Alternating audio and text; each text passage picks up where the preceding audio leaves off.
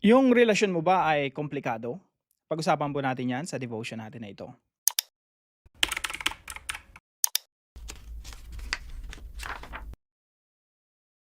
Magandang araw po sa bawat isa sa inyo. Welcome back to our 365 Daily Devotions, Bible Characters Edition. Binabati ko po muna si Isa ng happy birthday. Si Isa po ay ang aking panganay. Ito po yung itsura niya several years ago. Ngayon po ay nag-aaral na siya, kinder. So, happy birthday sa'yo. Now, yung topic po natin ay patungkol po kay Jacob at ang kanyang mga asawa. Now, dito po sa istorya nating pinag-aaralan, no, balikan natin yung family tree ni Abraham para po mas bumuon sa isip natin kung ano yung pamilya ni Abraham hanggang sa mabuo yung 12 tribes of Israel. So, Abraham, ang asawa niya po ay napangasawa si Hagar, ang anak po si Ishmael, dito po galing yung Arab nations. At isa niya naman pong asawa, yung legal na asawa niya ay si Sarah at ang anak po nila ay si Isaac. Si Isaac po, ang napangasawa niya ay anak ng pinsang buo niya, si Rebecca. So uso po 'yon nung unang panahon, no? Now, yung anak ni Isaac at Rebecca ay kambal, si Esau at si Jacob. Now, maalala niyo po sa istorya natin nung nakaraan, no, na si Esau at si Jacob, meron silang hidwaan. Kasi nga, si Isaac ang paborito ay si Esau, si Rebecca naman ang paborito ay si Jacob.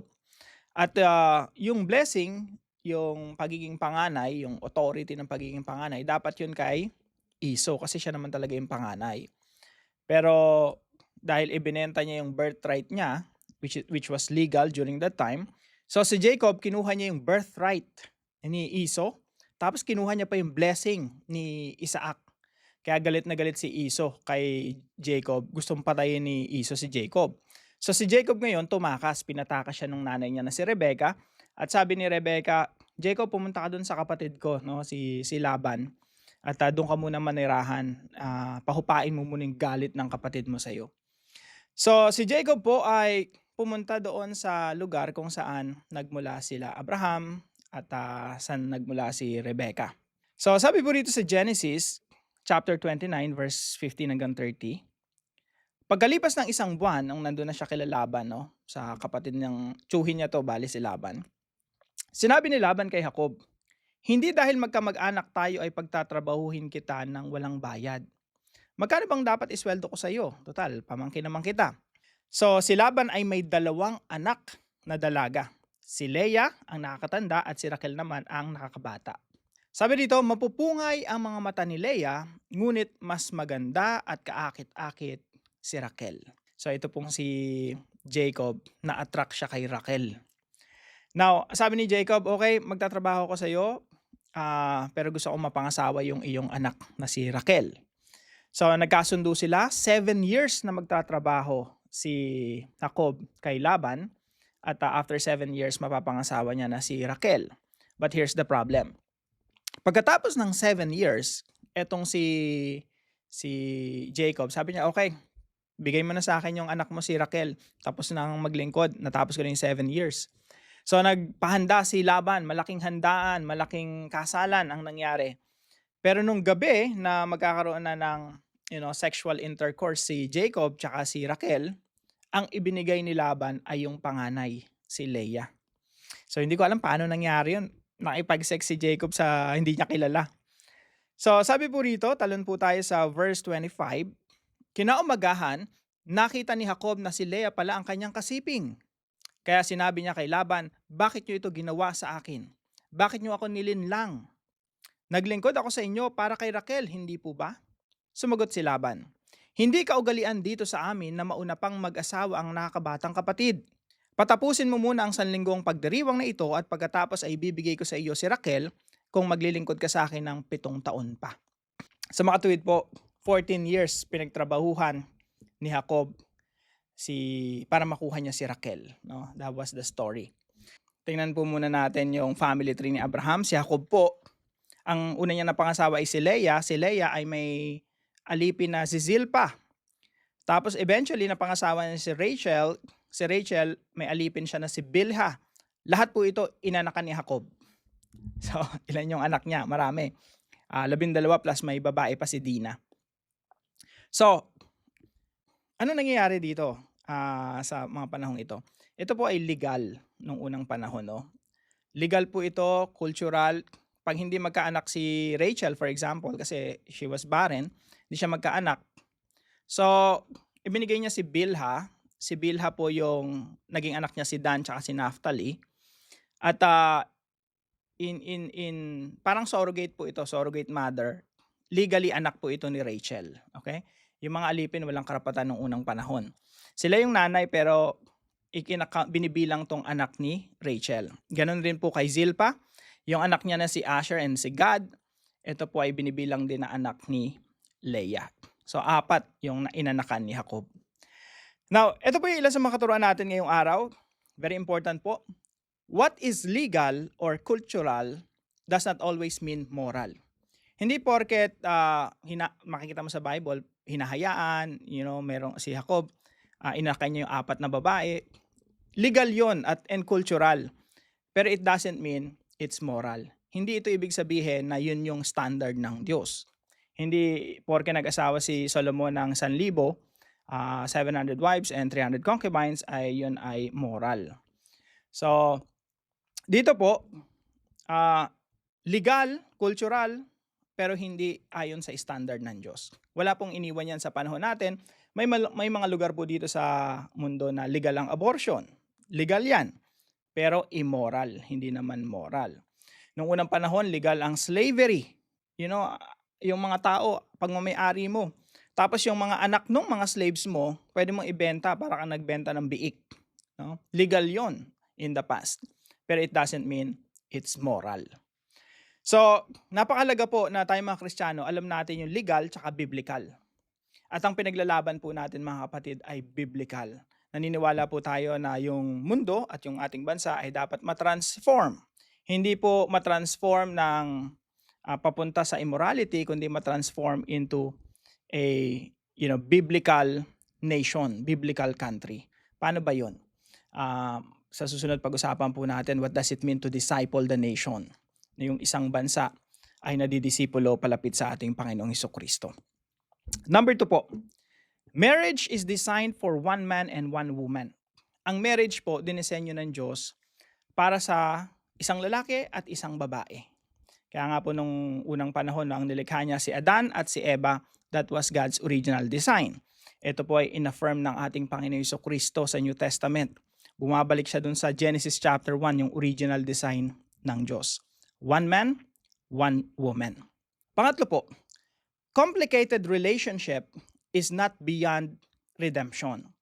Kung ang relasyon mo ay naging komplikado, si tatay, si nanay, may anak sa iba, ikaw mismo, marami kang kapatid na nasa labas or quote and quote sa labas, hindi ibig sabihin noon, broken na kayo forever. Bakit? Kasi merong Kristo. Si Jesus, pwede mong dalhin sa kanya yung brokenness natin, broken relationships, mga relasyon na hindi ayon sa disenyo ng Diyos, pero nangyari na, nandiyan na. Hindi mo naman pwedeng isoli yung kapatid mo dun sa sinapupunan ng nanay niya o tatay niya. Kaya ang ginagawa natin ngayon, we surrender our brokenness to God. Because our brokenness is not beyond redemption. Ibig sabihin, lahat ng broken masasaayos sa pamamagitan ng ating Panginoong Hesukristo. Kaya nakakatuwa, no? May nakikita akong mga magkakapatid, magkakaiba yung nanay nila or tatay nila. They're united in Christ, masaya silang pamilya, nagmamahalan sila. At meron silang Christocentric relationship. Kaya mga kapatid, kung ano man ang sitwasyon natin right now, huwag mong isipin that that's beyond redemption. Kay Kristo, merong pagsasaayos, merong restoration. Now, ito pong istorya ni Jacob eventually, no? Makikita niyo po yung mga hidwaan sa magkakapatid.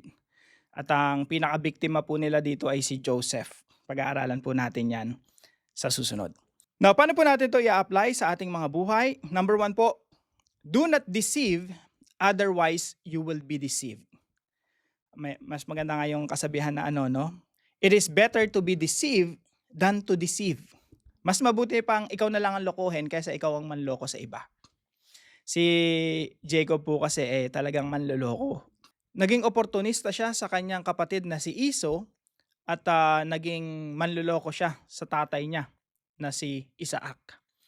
Dito naman, nung nagpunta siya sa lugar ng sa kanyang tiyuhin, siya naman yung niloko.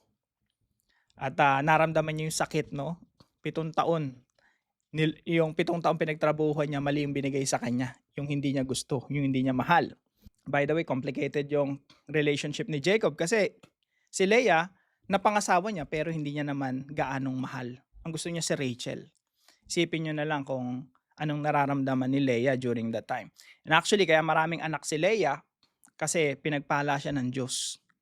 Dahil hindi siya minamahal ni Jacob, kaya siya yung minahal ng Diyos. No? Pinagpala siya. So mga kapatid, do not deceive, otherwise you will be deceived. Sa ibang religion, ang tawag dyan ay karma. No? Sa ating mga Kristiyano, ang tawag natin dyan ay hustisya. Nanloko ka ng kapwa, later on, mararanasan mo na lokohin din. Number 2, entrust your relationship to God for redemption.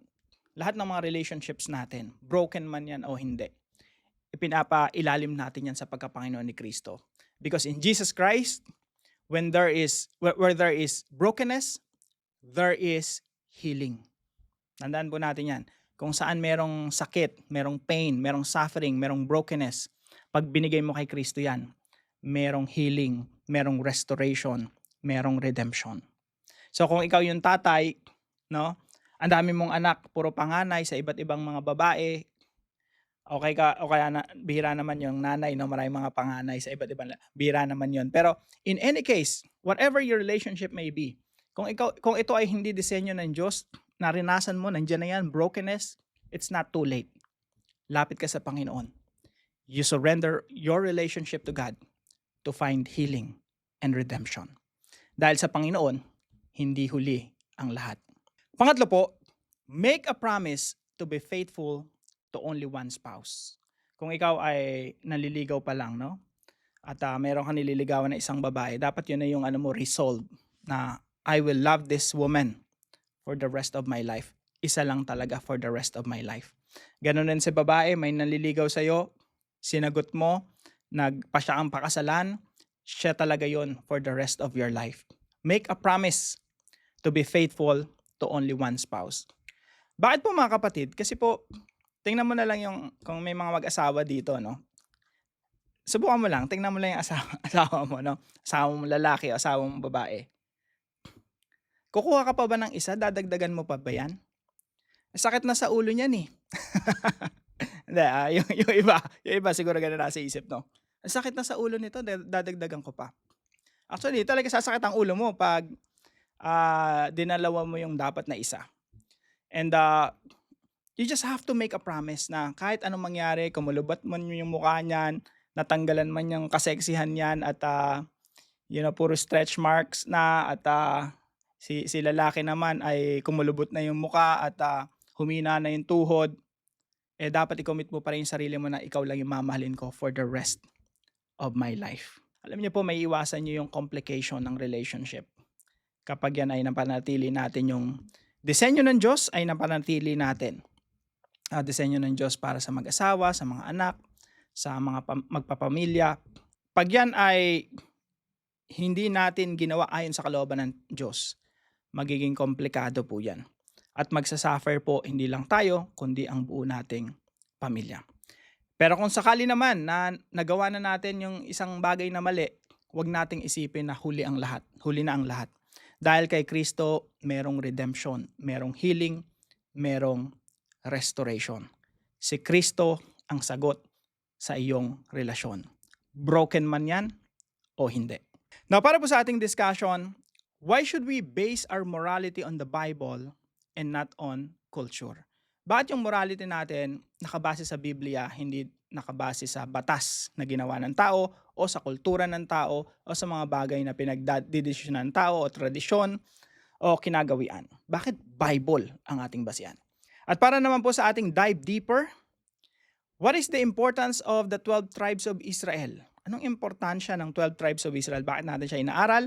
And nasa na yung 10 na nawawala, no?